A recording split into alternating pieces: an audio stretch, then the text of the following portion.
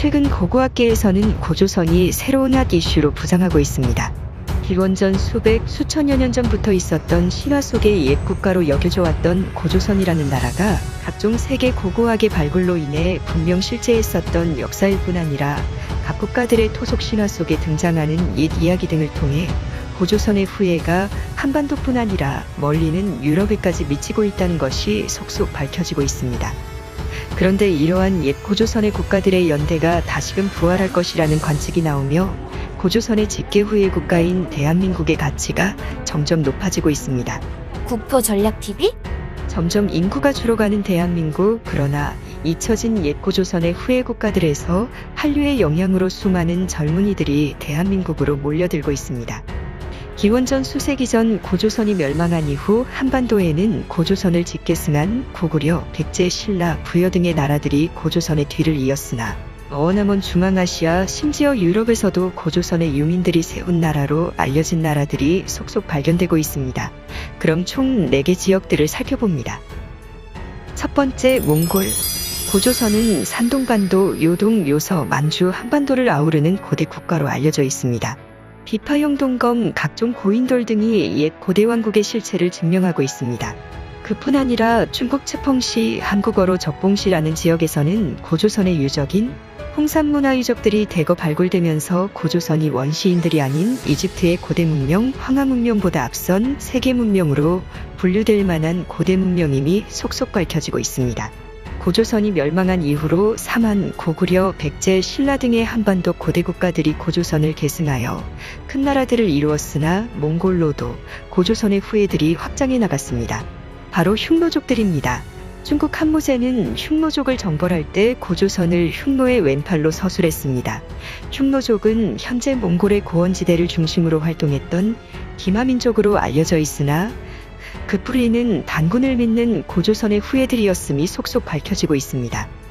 현재 몽골인들은 바로 우리와 가까운 고조선의 후예임이 밝혀지고 있고, 몽골의 상징인 소윤보문양 역시 고조선의 심볼무늬로 학계에 알려지는 아사달문양과 흡사하여 몽골의 정체성과 한민족의 정체성에 뭔가 통하는 것이 있다는 것이 밝혀지고 있는데요. 특히 최근 몽골에서는 수많은 청년들이 한국에 일을 하러 오고 있는데 한국인들은 몽골인들에 대해서만큼은 다른 여타 동남아시아 국가들과는 조금은 다른 가까운 민족으로 느끼고 있습니다. 두 번째, 중앙아시아의 우구려. 신장 위구르, 현재 우즈베키스탄, 카자흐스탄 일대는 과거 고조선 멸망 이후 고조선의 후예이자 고구려의 한 갈래인 우구려, 즉 고구려와 졸봉 부여의 뿌리를 두고 있는 고조선 계통의 민족이 지금의 중국 신장 위구르 자치주 그리고 카자흐스탄, 우즈베키스탄의 고조선의 후예들이 뿌리를 내려오고 있다는 전문가들의 분석이 나오고 있습니다. 이들은 단군 신화와 흡사한 민족 설화를 계승하고 있을 뿐 아니라 위구르의 어원 역시 우구려, 즉 고구려와 한 갈래인 민족으로서 오늘날의 터키계 민족, 돌궐 민족들이 과거 왜 고구려를 형제의 나라로 인식을 했는지 알 수 있습니다. 한민족과 돌궐의 형제관계는 고구려 때 빛을 발했습니다. 당나라를 공략하기 위해 고구려의 연개소문과 우즈베키스탄의 돌궐 제국은 서로 동맹을 맺었는데 당시 사신을 보내 동맹을 맺은 장면이 벽화로 생생하게 남아있습니다. 오늘날 다시금 돌궐 민족인 우즈벡, 카자흐, 터키, 투르크메니스탄, 아제르바이잔을 연결하는 거대 돌궐 민족의 부활이 이루어지고 있는데 중앙아시아의 돌궐족 국가들은 옛 고구려의 우구려 민족과 관련이 있다는 전문가들의 분석이 꾸준하게 나오고 있습니다.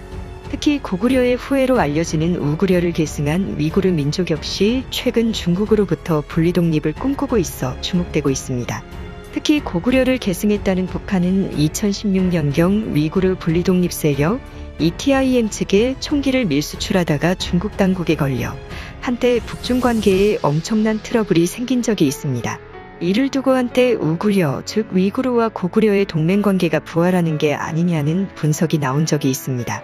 최근 중앙아시아, 특히 우즈베키스탄에서는 수많은 노동자들이 한국으로 유입되고 있는데 어순이 한국어와 비슷해 한국어를 쉽게 배울 뿐 아니라 우즈베키스탄 현지에서도 한국어를 사용하는 사람들이 많이 있을 정도로 우즈베키스탄과 한국의 관계는 매우 좋아지고 있습니다. 특히 우즈베키스탄을 중심으로 한 중앙아시아의 돌궐 계통 국가들에서는 천연가스 생산이 매우 많아서 향후 신장위구르 만주가 분리독립할 경우 중앙아시아의 천연가스를 파이프라인으로 한반도로 연결하여 사용할 수 있어 러시아를 대체할 새로운 천연가스 공급망이 만들어질 수 있습니다. 세 번째, 동유럽. 등은 우크라이나 그리고 중부 유럽 일대에는 아발제국이라는 동양으로부터 온 기마부대가 대제국을 건설했습니다. 고조선 계통의 민족으로 알려진 흉노족, 즉 훈족이 사라진 기원 후 750년경 아발제국이라는 기마민족 제국이 생겨났는데, 이들의 기원은 압록강 중상류 지역의 구려, 부여 출신의 기마부대가 이동하여 만든 제국으로 알려지고 있습니다. 오늘날까지도 핀란드, 헝가리 일대에는 한국식 언어 순서의 문법이 사용되는 국가들이 있을 정도입니다. 오늘날까지 핀란드어와 헝가리어는 한국어와 유사한 언어 문법 구조를 지니고 있고, 우크라이나의 학자들 역시 자신들의 뿌리가 만주지방이나 한반도 북부지방에 뿌리를 두고 있다는 연구 결과를 내놓고 있습니다. 과거 20세기 초에는 극동연해 주지방에 우크라이나인들의 진출이 활발했는데, 이러한 민족적 이동은 시베리아 횡단열차의 영향이 가장 컸겠지만, 그들은 이미 만주지방이 그들의 뿌리가 됐던 장소임을 깨달았을 것이라는 분석을 내놓고 있습니다. 심지어 1920년대에는 젤레나 우크라이나라는 우크라이나 민족국가를 한반도 북쪽에 만들었을 정도로 동유럽인들의 만주지방에 대한 동경은 근현대까지 이어지고 있습니다. 최근 우크라이나 사태를 계기로 헝가리를 중심으로 한 동유럽계 국가들이 한국과 밀접한 연대를 하면서 각종 방산물자 수입을 추진하고 있고, 핀란드에서도 한국산 자주포를 대거 도입하는 등 과거 고조선에 뿌리를 둔 범민족적 연대가 만들어지고 있습니다. 네 번째, 산둥반도. 산둥반도는 과거 명백한 고조선의 영토였음이 속속 밝혀지고 있습니다.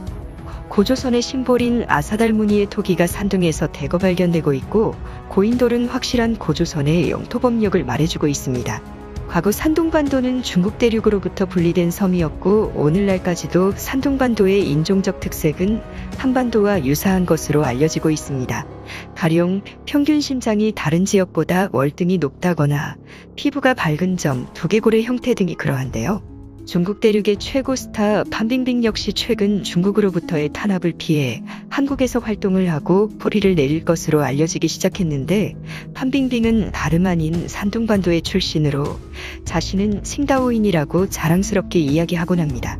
그뿐 아니라 한국 내 체류 중인 많은 화교인들 대부분이 산둥반도 출신의 동이족 계통의 사람들임이 밝혀지면서 산둥반도만큼은 중국 대륙의 다른 지역과는 다른 고대사적 연결고리가 있음이 밝혀지는 상황입니다. 최근 산둥반도와 한반도와의 언어적 관계, 인종적 관계는 영국, 미국, 캐나다 등 서구학자들을 통해 밝혀지고 있는 상황입니다. 고조선이라는 역사를 제외하면 이러한 역사적 퍼즐이 맞추어지지 않아 최근 들어 고조선사에 대한 연구가 세계적으로 활발해지고 있습니다. 최근 들어 한류의 영향으로 한국을 찾는 외국인들의 숫자가 크게 증가하고 있습니다.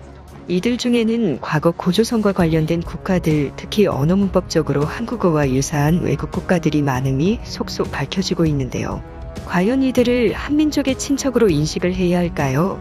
아니면 그저 한민족과 관련이 없는 외국인으로 치부해야 할까요?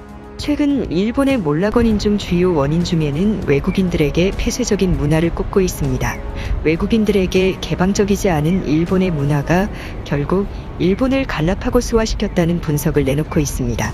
역사 내내 세계를 주름잡았던 대제국들은 세계의 우수한 인재들을 포용하였는데, 한국 역시 잊혀진 옛 고조선사의 발굴을 통해 흩어졌던 고대범 한민족들을 다시 불러 모아야 할 때라는 분석이 나옵니다.